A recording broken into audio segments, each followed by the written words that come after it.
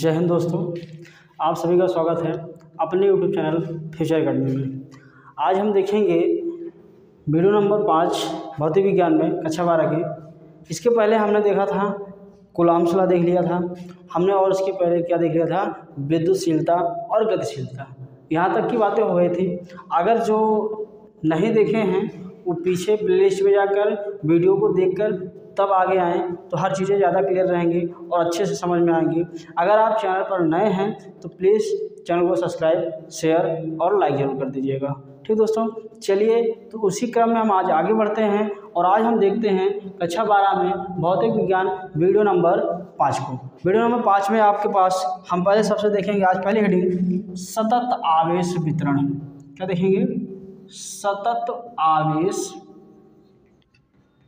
वितरण। ठीक दोस्तों, हेडिंग क्या हमारी आज पहले की? सतत आवेश वितरण। ये हमारी पहली हेडिंग है। सतत आवेश वितरण ये हमारी पहली हेडिंग है और इस पहले हेडिंग पर हम चर्चा करेंगे। तो सतत आवेश वितरण का मतलब क्या होता है समझिएगा दोस्तों। क्या होता है कि आपके पास मान लीजिए दो चालक पदार्थ, क्या है? दो चालक पदार्थ है ना। दो चालक पदार्थ हैं, ये भी आपके पास एक चालक है और ये भी आपके पास एक चालक है। दो चालक आपके पास हैं और इनको क्या किया जाए? पास पास रख दिया जाए। कैसे कर दिया जाए? पास पास रख दिया जाए। तो जब दो चालकों को क्या करते हैं हम? दो चालकों को समीप रखते हैं। दो चालकों को क्या करते हैं? समीप रखते हैं। तो ऐसा जो इसमें आवेश होगा, जो इसमें आवेशों का जो वितरण होगा, उसी को हम क्या नाम दे देते हैं? सतत आवेश वितरण। ठीक, इसमें देखिए आवेश अनावरत नहीं रहते, बस इसमें क्या होता है जब इनको समीप रखते हैं तो क्या होता है? आवेशों का आदान प्रदान होने लगता है, तो उसे नाम देते हैं क्या? सतत आवेश वितरण। क्या नाम दे देते हैं? सतत आवेश वितरण। तो इसमें हम लिख सकते हैं कि क्या लिखेंगे? जब किन्हीं दो चालकों को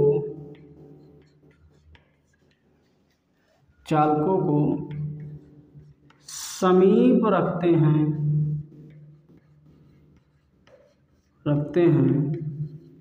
तो उनके बीच आवेशों का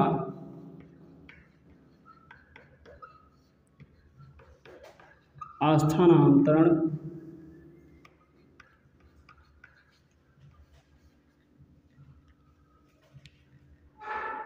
होने लगता है।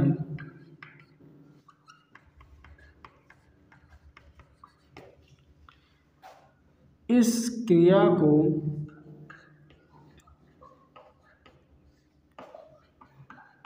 सतत आवेश वितरण कहते हैं। ठीक दोस्तों, कि जब आप क्या किए? जब आप दो चालकों को पास रखे तो दो चालकों को पास रखने पर क्या होता है? उनके बीच आवेशों का वितरण होने लगता है और जब आवेशों का वितरण होने लगता है तो वो क्रिया क्या होती है? सतत आवेश वितरण की क्रिया होती है।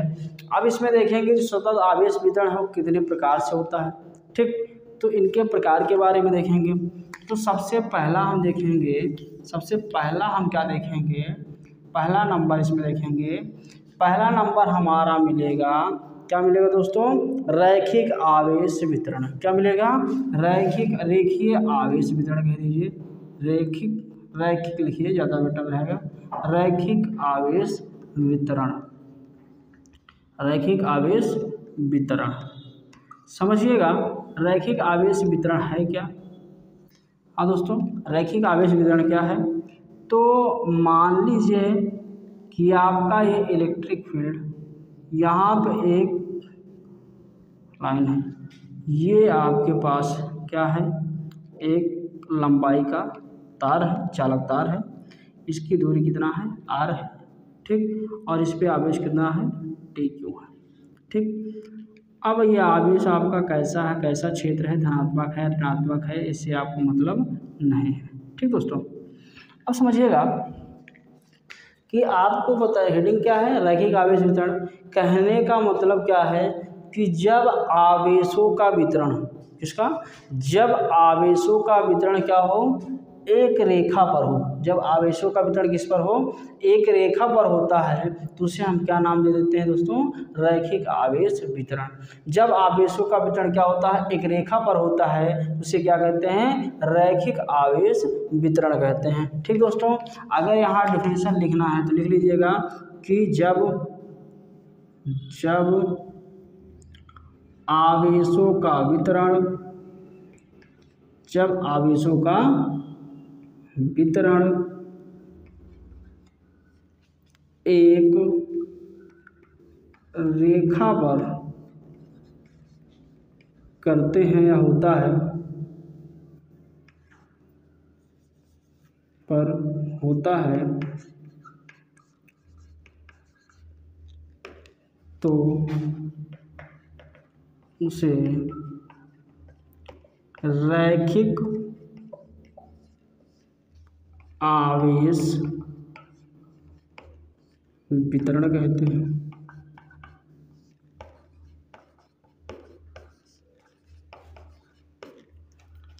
इसे रैखिक आवेश घनत्व, रैखिक आवेश घनत्व के रूप में लिख सकते हैं,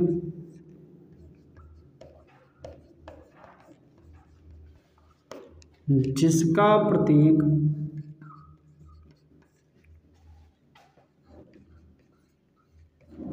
लैम्डा होता है। ठीक दोस्तों, क्या होता है, लैम्डा होता है। तो इतनी बात समझ में आ गई क्या, रैखिक आवेश वितरण क्या है, जब आवेशों का वितरण एक रेखा पर हो, एक लाइन पर हो, उसे क्या कह देते हैं, रैखिक आवेश वितरण कह देते हैं। इसे लैम्डा से प्रेस करते हैं।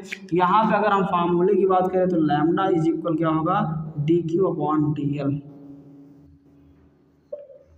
ठीक, अगर इस पर फोर्स लगे, ध्यान दीजिएगा, अगर इस पर फोर्स लगे, कितना, dF फोर्स लगे, तब देखिएगा यदि परीक्षण आवेश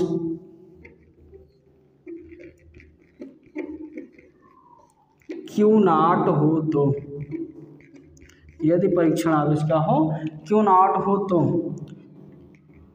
dF इज इक्वल Q0/4πε0 समाकलन dQ/r²r0। ठीक, अब एक चीज़ देखिएगा दोस्तों, ये जो हमारे पास निकला था लैम्डा इज इक्वल dQ/dl, ये भाग में इस तरफ गुणा करा देंगे तो लैम्डा dl इज इक्वल क्या निकल जाएगा, dQ निकल जाएगा। तो इस dQ का मान यहाँ पे रख देंगे हम, तो क्या हो जाएगा, dF इज इक्वल Q0/4πε0 क्या हो जाएगा दोस्तों, लैम्डा dl/r², r आपका सदिश रूप है, तो ये आपका फार्मूला बन जाएगा। ठीक दोस्तों, तो बात समझ में आ गई क्या यहाँ तक, यस और नो। एक बार फिर से देख लेते हैं, सतत आवेश वितरण क्या है, तो जब दो चालकों को समीप रखा जाता है, पास रखा जाता है, तो आवेशों का वितरण होने लगता है, तो इस क्रिया को हम क्या कह देते हैं, सतत आवेश वितरण कहते हैं। आवेश वितरण में प्रकार देखते हैं, तो पहला प्रकार हमने लिखा है रैखिक आवेश वितरण। और रैखिक आवेश वितरण में अगर हम बात करते हैं तो आपके पास एक एकांक लंबाई का क्या है, चालकदार है, जिसकी दूरी कितनी r, आवेश कितना dq और लंबाई कितनी है dl है। अगर यहाँ से बात करें तो जब आवेशों का वितरण क्या होता है, एक रेखा पर, एक लाइन पर होता है, तब उसे क्या कहा जाता है, रैखिक आवेश वितरण कहा जाता है। और रैखिक आवेश वितरण में हम जो सिंबल लेते हैं, आवेश घनत्व होता है, वो क्या होता है, किससे रैखिक आवेश घनत्व के रूप में लिखते हैं इसको, जिसका प्रतीक क्या होता है, सिंबल क्या होता है, लैम्डा होता है। लैम्डा से प्रदर्शित करते हैं। लैम्डा इज इक्वल क्या होता है, dq/dl। लैम्डा क्या है, तो रैखिक आवेश घनत्व है। यदि परीक्षण आवेश Q0 हो तो आपने यहाँ पे देखा था कूलाम के नियम में F बराबर Q1 Q2 F is equal 1/4πε0 Q1 Q2/r², वहीं से लिया गया है। Q और Q r² है ही, सदिश रूप में लिखा गया है। यहाँ पे अगर यहाँ से पक्षांतर कर देते हैं तो dq बराबर आपको मिल जाता है लैम्डा dl। dq की जगह पे इसको रखेंगे लैम्डा dl/r², तो df बराबर Q0 4πε0 लैम्डा dl/r², और ये आपका सदिश रूप r आ जाएगा। ठीक, यहाँ तक की बात समझ में आ गई दोस्तों? यस और नो? अगर आप अभी भी चैनल पर जुड़ रहे हैं तो चैनल को प्लीज़ सब्सक्राइब, शेयर और लाइक कर दीजिएगा। और अगर जो इसके पहले वाली वीडियो नहीं देखे हैं तो एक बार पीछे जाकर प्लेलिस्ट में वीडियो देख कर तब आप यहाँ पर आइएगा। ठीक दोस्तों? हाँ, जिसको स्क्रीनशॉट लेना है स्क्रीनशॉट ले लीजिए जल्दी से। तो आप लोग स्क्रीनशॉट ले लिए होंगे। चलते हैं आगे। तो दूसरा नंबर हमारा क्या है? दूसरा नंबर हमारा है पृष्ठ आवेश वितरण। क्या है दोस्तों? दूसरा नंबर हमारा है पृष्ठ आवेश वितरण। अगर हम पृष्ठ आवेश वितरण की बात करते हैं तो देखिए आपके पास एक पृष्ठ है। क्या है? एक पृष्ठ है। ठीक, और इस पृष्ठ पर आवेश समान है, धनात्मक आवेश ले रहे हैं। ठीक, आवेश कैसा है? धनात्मक है।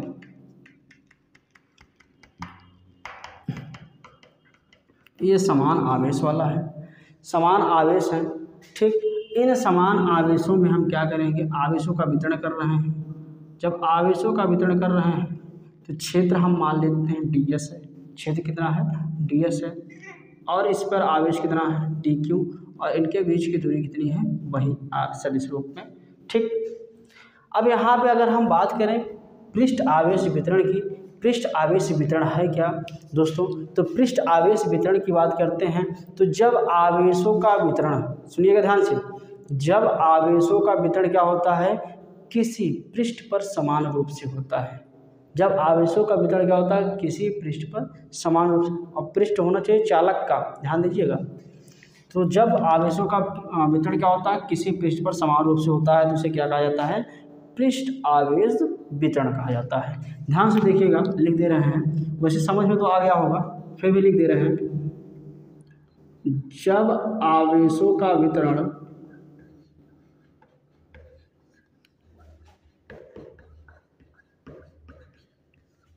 आवेशों का वितरण किसी पृष्ठ पर समान रूप से होता है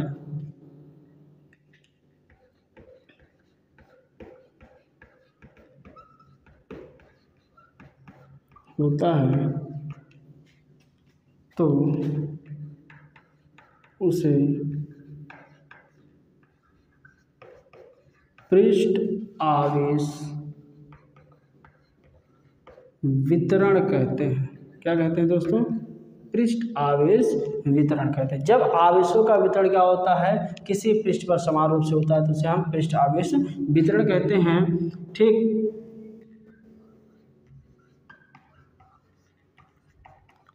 अगर हम बात करें इसे तो इसे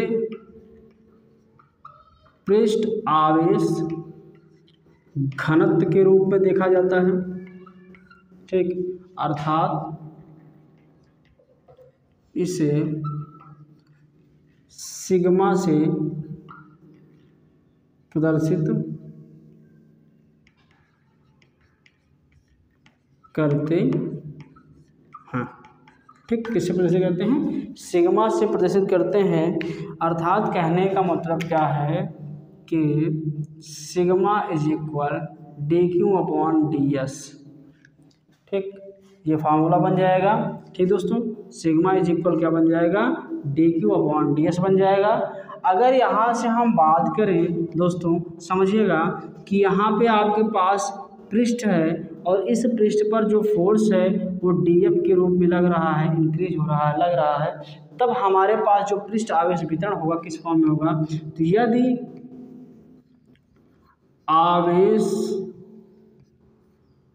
यदि परीक्षण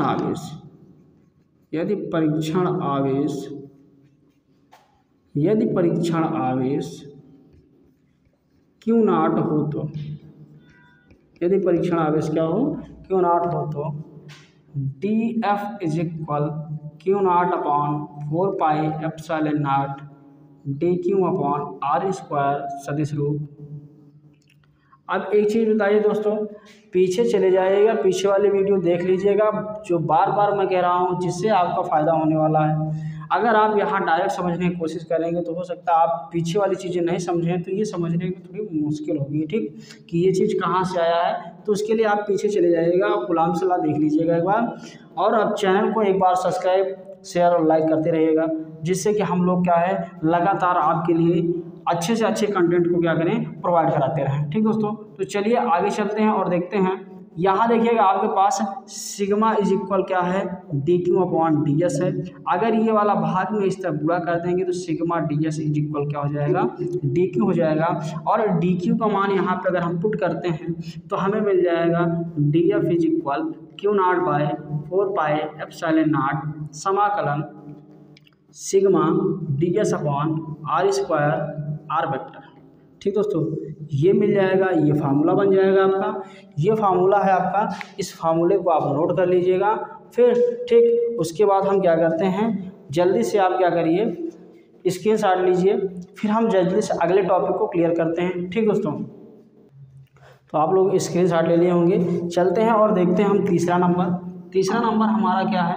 तीसरा नंबर हमारा है दोस्तों आयतन आवेश वितरण। तीसरा नंबर क्या है, आयतन आवेश वितरण है। अब आयतन आवेश वितरण है दोस्तों, तो आप उल्टा सीधा एक ठोस चालक पदार्थ लीजिए, कोण हो कैसा हो, किसी प्रकार का हो, ठीक। तो हम मान लो ऐसे कुछ ले लेते हैं, एक चालक, ठीक, एक चालक आपके पास, एक चालक पदार्थ आपके पास है, टेढ़ा मेढ़ा कुछ भी ले लीजिए, कोई दिक्कत नहीं है, ठीक। हाँ देखिए, तो आप क्या करिएगा, तो भाई समान रूप से वितरित है तो वही हम ले रहे हैं धनात्मक आवेश। क्या ले रहे हैं, धनात्मक आवेश ले रहे हैं ना, धनात्मक आवेश ले लेते हैं और इसको हम क्लियर कर देते हैं, बात खत्म हो जाएगी। क्या समझते हो ना। आपके पास एक चालक पदार्थ आ गया और इस चालक पदार्थ में मान लीजिए कि आपके पास क्या है, आयतन की बात कर रहा है, तो एक छोटा सा घन बना लेते हैं। क्या बना लेते हैं, छोटा सा घन बना लेते हैं, जैसे कि हर चीज़ आपको क्लियरली कन्फर्म हो जाए। ठीक, देखिएगा, तो यहाँ पे फिर से वही आवेश समान है तो डी क्यू रहेगा, आपका ये आपका डी वी हो जाएगा, क्योंकि आयतन की बात कर रहे हैं, बीच की दूरी वही फिर से क्या आर हो जाएगी, लगातार यही कर रहे हैं। अब यहाँ पे समझिएगा, आयतन आवेश वितरण की अगर हम बात करते हैं तो देखिए, जैसे नाम है सबकी डिफिनीशन सेम वैसे पीछे आपने दोनों देख लिया है, तीसरा नंबर है, तो वैसे कन्फ्यूजन नहीं, और फिर आप समझदार इतने हो कि आप इसको डिफाइन कर सकते हो ना। देखिएगा, तो जब क्या होता, किसी आयतन पर, जब किसी आयतन पर एक समान रूप से क्या होता आवेशों का वितरण होता है, तो उसे क्या कहते हैं दोस्तों, आयतन आवेश वितरण कहते हैं। डिफिनीशन समझ में आ गई होगी कि जब क्या होता है, जब आवेशों का वितरण किसी आयतन पर एक समान रूप से होता है तो उसे हम क्या कहते हैं, आयतन आवेश वितरण कहते हैं। क्या कहते हैं दोस्तों, आयतन आवेश वितरण कहते हैं। मान लीजिए जिसके समझ में आया ठीक है, जिसके समझ में नहीं आया हम उसको लिख के दिखा दे रहे हैं। जब आवेश किसी आयतन पर एक समान रूप से, जब आवेश किसी आयतन पर एक समान रूप से वितरित होता है,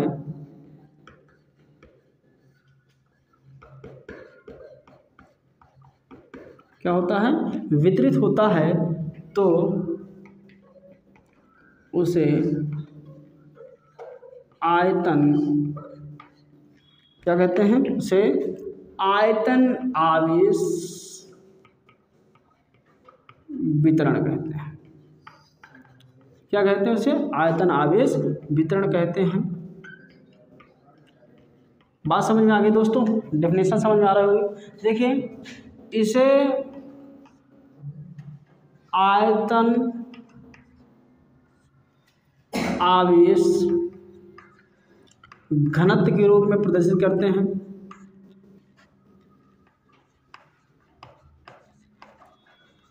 कहते हैं जिसे रो से प्रदर्शित करते हैं। किससे प्रदर्शित करते हैं? रो से प्रदर्शित करते हैं। ठीक दोस्तों, तो इसका फार्मूला क्या बन जाएगा? इसका फार्मूला बन जाएगा rho is equal D Q upon D B. ठीक दोस्तों, ये आपका फार्मूला बन जाएगा। अगर फिर से मान लीजिए कि वही क्रिया पीछे वाली, कि अगर इस पे फोर्स कितना लग रहा है? डी एफ लग रहा है, तो इसके कारण अगर हम बात करें तो यहाँ पे समझिएगा कि यदि परीक्षण आवेश वही पुराना का Q0 हो तो D F is equal Q0 upon 4 pi epsilon not समाकलन D Q upon R square, और ये सदिश रूप हो जाएगा। ठीक, अब यहाँ से आप क्या करिएगा, इस वाले पर आइएगा तो rho is equal D Q upon D B है, ये इस तरफ आ जाएगा तो रो इंटू डी बी हो जाएगा। किसके बराबर? डी क्यू के बराबर। और इस डी क्यू का मान यहाँ पे पुट कर देंगे तो आपको फिर से मिल जाएगा। क्या मिल जाएगा? D F is equal Q0 upon 4 pi epsilon not समाकलन डी क्यू की जगह आप क्या रखेंगे? Rho D B upon R square R सदिश। ये आपका फार्मूला मिल जाएगा। इस तरह से आपने देखा कि आवेश वितरण किसे कहते हैं। ठीक, तो हमने आपको सतत आवेश वितरण में दिखाया। पहले सतत आवेश वितरण बताया कि सतत आवेश वितरण किसे कहते हैं कि दो चालकों को जब पास में रखा जाता है तो उनमें जो आवेशों का स्थानांतरण हो लेता है, वह क्रिया होती है सतत आवेश वितरण की। फिर हमने आपको बताया जो सतत आवेश वितरण वो कितने प्रकार के होते हैं, तो 3 प्रकार के।